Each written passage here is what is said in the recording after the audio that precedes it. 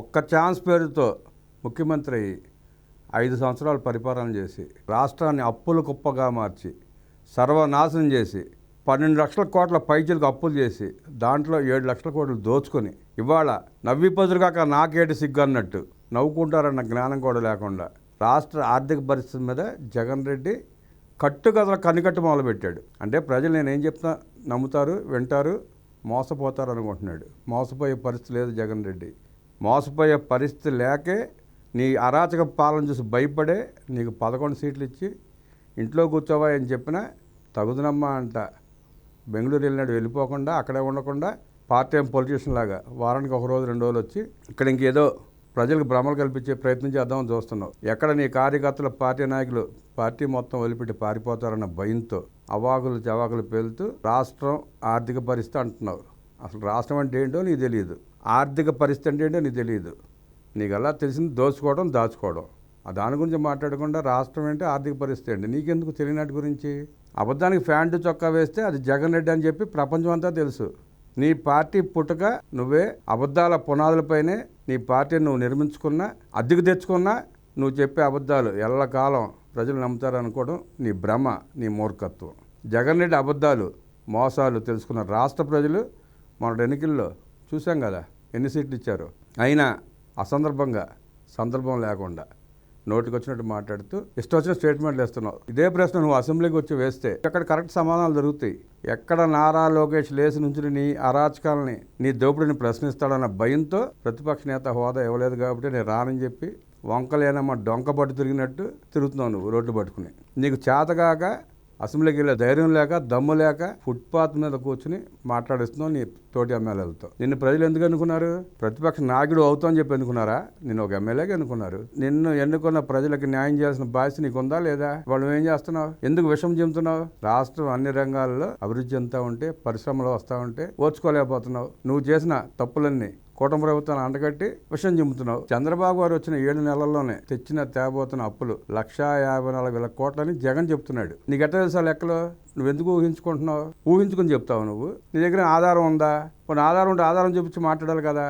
ఏమి లేకుండా నోటికి ఎదుస్తే అది మాట్లాడేస్తావా? బడ్జెట్ అప్పులే 80,827 కోట్లు, అమరావతి పేరుతో 52,000 కోట్లు, మార్క్ఫెడ్ సివిల్ సప్లైస్ కార్పొరేషన్ ద్వారా 8,000 కోట్లు అని నోటికొచ్చిన లెక్కలు చెప్తున్నావు. నీ దగ్గర ఆధారం ఏముంది? నీ దగ్గర ఆధారం ఉంటే ఆధారం చూపించి ప్రెస్ మీట్ పెట్టి మాట్లాడాలా?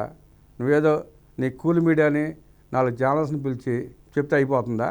అసలు ఈ సొమ్మంతా ఎవరి జేబులోకి వెళ్తుందని కొన్ని రకాలు చేస్తున్నావు, నాటకాలు ఆడుతున్నావు, మొసలు కన్నీరు కారుస్తున్నావు. ప్రభుత్వం ఎంత అప్పు చేసినా ఆ అప్పులో నువ్వు తెచ్చిన 20,000 కోట్లే కదా. ఏప్రిల్ మే నెలలో నువ్వు తెచ్చిన 20,000 కోట్లే అయ్యి నీ ప్రభుత్వంలో వచ్చిన డబ్బులే. ఇక నువ్వు వివిధ శాఖల్లో పెట్టిన బకాయిలు ఎవరు తీరుస్తారు? నువ్వు పెట్టిన అప్పులు ఎవరు తీరుస్తారు? కూటమి ప్రభుత్వమే తెచ్చాలి కదా. అసలు గతంలో ఏ ముఖ్యమంత్రి, ఏ ప్రభుత్వం పెట్టిన విధంగా నువ్వు 1,40,000 కోట్లు బకాయిలు పెట్టి పారిపోయావు, పెండింగ్ పెట్టి వెళ్ళిపోయావు కదా. నీకు తెలియదా, గుర్తులేదా? లేకపోతే మీ బుగ్గన రాజేంద్రని పిలిచి అడుగు, తొడపాసం పెట్టి గట్టిగా అడుగు, ఏం చేసావా 1,00,000 కోట్లని. కేంద్రం ఇచ్చిన నిధులు కూడా ముందే వాడేసుకున్నావు కానీ ప్రజలకు ఏం మిగిల్చావు నువ్వు? అసలు ఏం చేసావు? ఏం పాలన చేసావు జగన్ రెడ్డి నువ్వు? నీ దోపిడితోనే కదా రాష్ట్రం దివాళా తీసింది. నీ పాపమే కదా వాళ్ళ కూటమికి శాపంలాగా మారింది. నువ్వు ఎన్ని ఇబ్బందులు పెట్టినా, ఎన్ని ఇబ్బందులు ఉన్నా, నువ్వు ఎంత దోచుకున్నా కూటమి ప్రభుత్వం అధికారం చేపట్టాక ఈ 7 నెలల్లో నువ్వు పెట్టిన బకాయిలు చెల్లించింది కదా. అప్పులు కడుతున్నారు కదా. రైతులకు నువ్వు ఎగ్గొట్టి వెళ్ళిపోయావే 1,674 కోట్లు. అది ప్రభుత్వమే కట్టింది, కూటమి ప్రభుత్వమే కట్టింది. ఆరోగ్యశ్రీకి ఎగ్గొట్టావు 1,800 కోట్లు. ఇవాళ ఆరోగ్యశ్రీ గురించి నీతులు మాట్లాడుతావు నువ్వు, ఏదో చెప్తావు సోది. ఎందుకు ఎగ్గొట్టావు మరి? అప్పుడు ఎందుకు కట్టలేదు? అన్ని కూటమి కడుతుందిగా. ఉద్యోగులకి జీపీఎఫ్ పెండింగ్ బిల్లు 519 కోట్లు ఎగ్గొట్టి వెళ్ళిపోయావు. అది ప్రభుత్వం కడుతుంది, కూటమి ప్రభుత్వమే. నీ జేబులో పెన్నులాగా నువ్వు ఏ డిపార్ట్మెంట్ అయితే వాడుకున్నావు, ఆ పోలీస్ డిపార్ట్మెంట్ వాళ్ళకి, ఆ పోలీసులకి నువ్వు చెప్పిందలా చేసిన ఆ డిపార్ట్మెంట్కి సరెండర్ లీవ్ బకాయిలు కూడా ఇవ్వలేదు. నువ్వు సరెండర్ లీవ్ బకాయిలు కూడా 214 కోట్లు ఎగ్గొట్టి పారిపోయావు కదా. ఇక సిపిఎస్ బకాయిలు 300 కోట్లు ఎగ్గొట్టావు. టీడీఎస్ కింద పెండింగ్ బిల్లులు ఎంత కొట్టావు? 265 కోట్లు ఎగ్గొట్టావు. విద్యార్థుల ఫీజు రియంబర్స్మెంట్ అని చెప్పి సొల్లు కబుర్లు చెప్తున్నావు. రేపు ధర్నాకని పిలుస్తున్నావు. ఇది 4గోసారి అనుకుంటా. ఇంతకుముందు 4 సార్లు వాయిదా పడింది. నువ్వు 4,350 కోట్ల రూపాయలు ఎగ్గొట్టి పారిపోతే వాళ్ళకి నువ్వు చెప్తున్నావు కదా ఫీజు పోరని ప్రకటించావు కదా, పోస్టర్లు వేసుకున్నావు. ఆ పోస్టర్లు ఖర్చుకోలేదు, ఊరిని వాట్సాప్లో తయారు చేయించుకుని ఫేస్బుక్లో, ట్విట్టర్లో తిప్పుతున్నావు.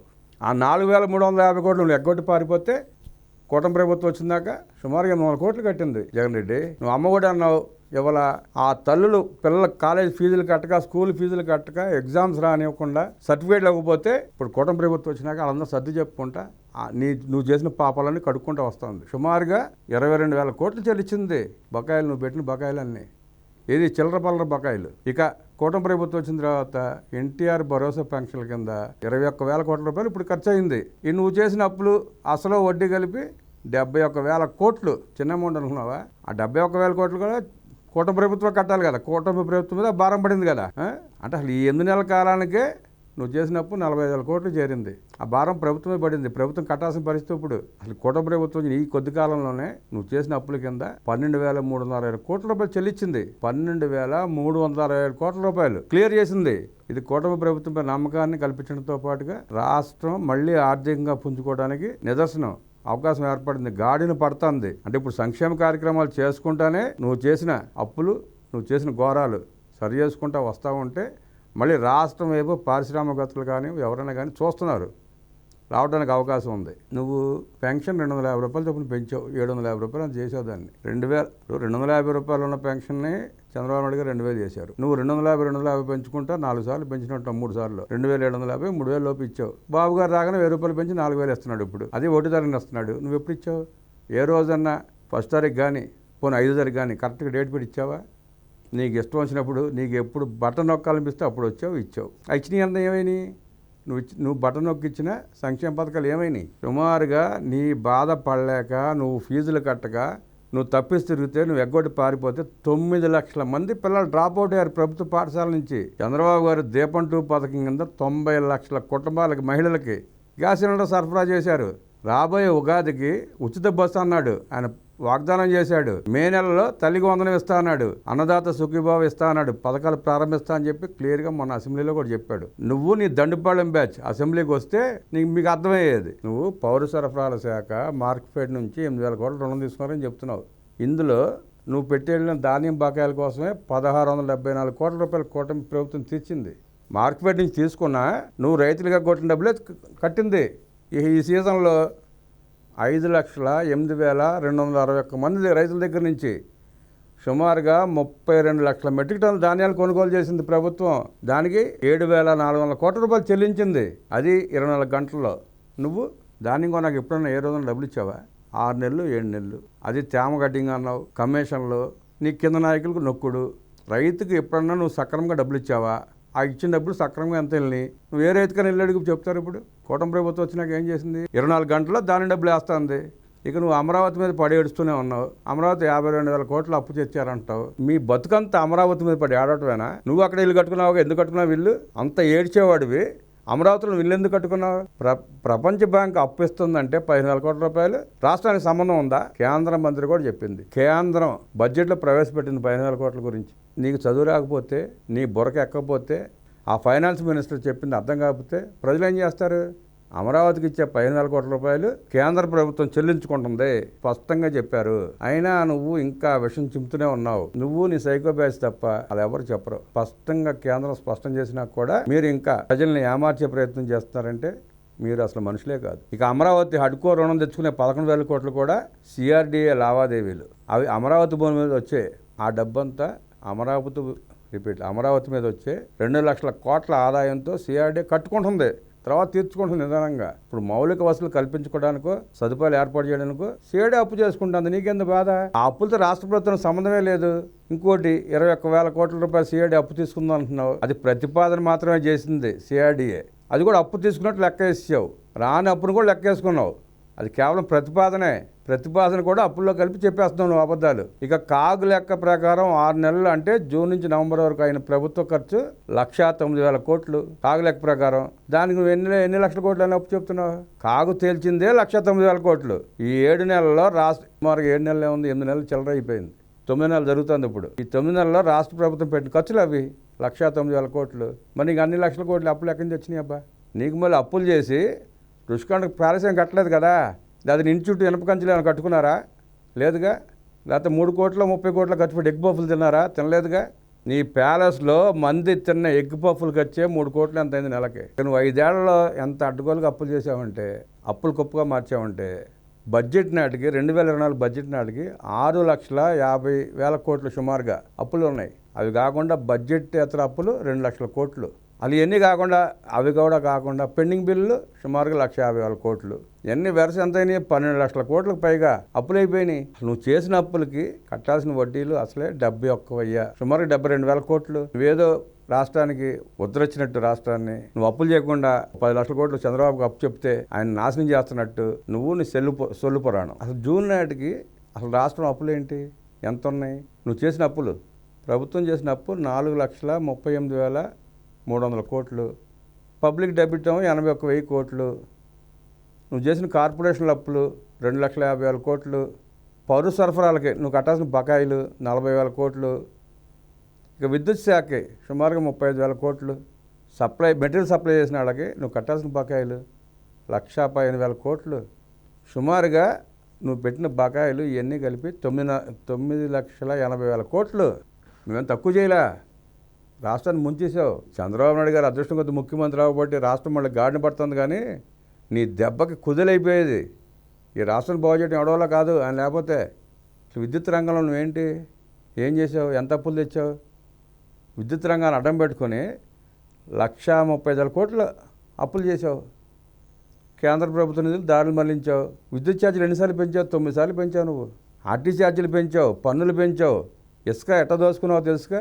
నీకు తెలియపోయిన ప్రజలందరూ తెలుసు. సుమారుగా 1,50,000 నుంచి 2,00,000 కోట్ల రూపాయల 2,00,000 కోట్ల రూపాయల ఇసుకను దోపిడీ చేసావు నువ్వు.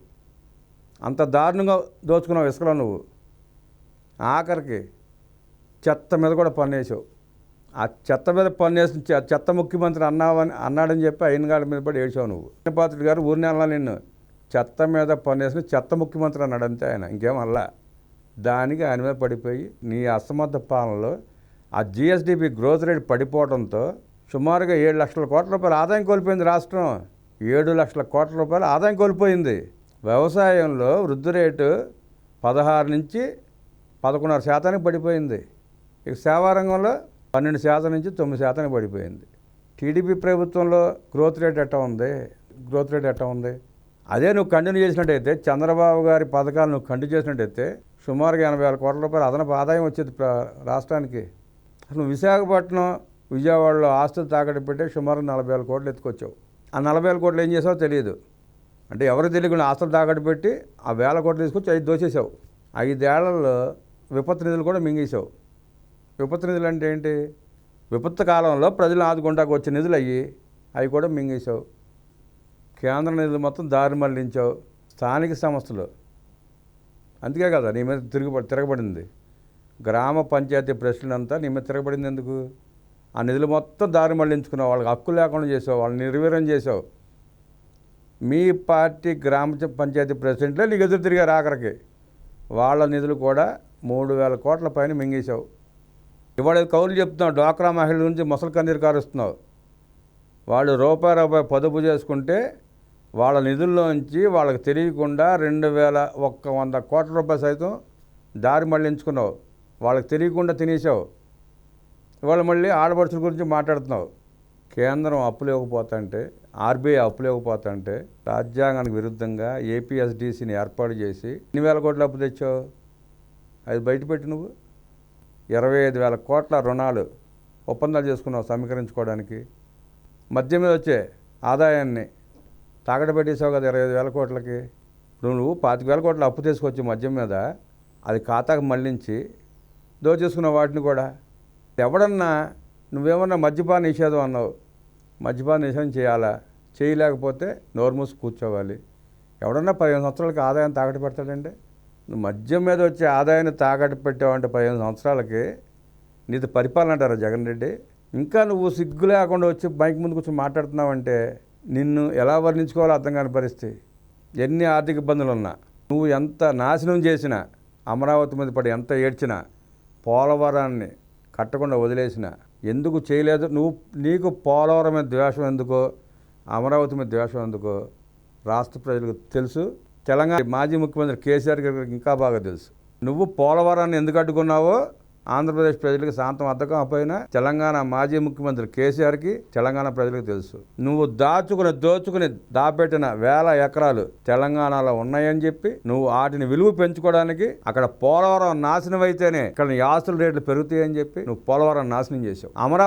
అమరావతి ఎక్కడ అభివృద్ధి చెందితే హైదరాబాద్కి ఎక్కడ ఇబ్బంది కలుగుతుందోనని నువ్వు అమరావతిని నాశనం చేశావు. కేసీఆర్ మాటలు విని నీ ఆస్తులు పెంచుకోవడానికి నువ్వు చేసిన దుర్మార్గం అది. నీ వంచన ఇంకా ప్రజలకు అర్థం కాలేదనుకోవడం నీ మూర్ఖత్వం, నీ అమాయకత్వం. నువ్వు ఎందుకు అమరావతిని పక్కన పెట్టావో, ఎందుకు పోలవరం ఆ పరిస్థితికి వచ్చావో రాష్ట్రానికి అర్థమయ్యే నీకు 11 కట్టబెట్టి యలహంక పారిపోయేలా చేసింది. ఇంకా నువ్వు ప్రభుత్వం మంచి కార్యక్రమాలు చేస్తుంటే అసందర్భ ప్రేలాపనలు, అబద్ధాలు కనికట్టి చేసే ప్రయత్నం చేస్తున్నావు. నీ కనికట్టి మాయలో పట్టడానికి ప్రజలు సిద్ధంగా లేరు. ఇది 2019 కాదు. నువ్వు ముఖ్యమంత్రిగా ఉన్న 5 ఏళ్ళు పరదాలు కట్టుకుని తిరగటం, బ్యారికేడ్లు పెట్టి తిరగటం, చెట్లు నరుక్కుంటా తిరగటం ప్రజలు గమనించారు. అన్ని పైన హెలికాప్టర్లు వెళ్తే కింద ట్రాఫిక్ జామ్ చేసిన ముఖ్యమంత్రి నువ్వు ఒక్కడే ప్రపంచంలో. ఇంతవరకు ఏ ముఖ్యమంత్రి అలా చేయలే.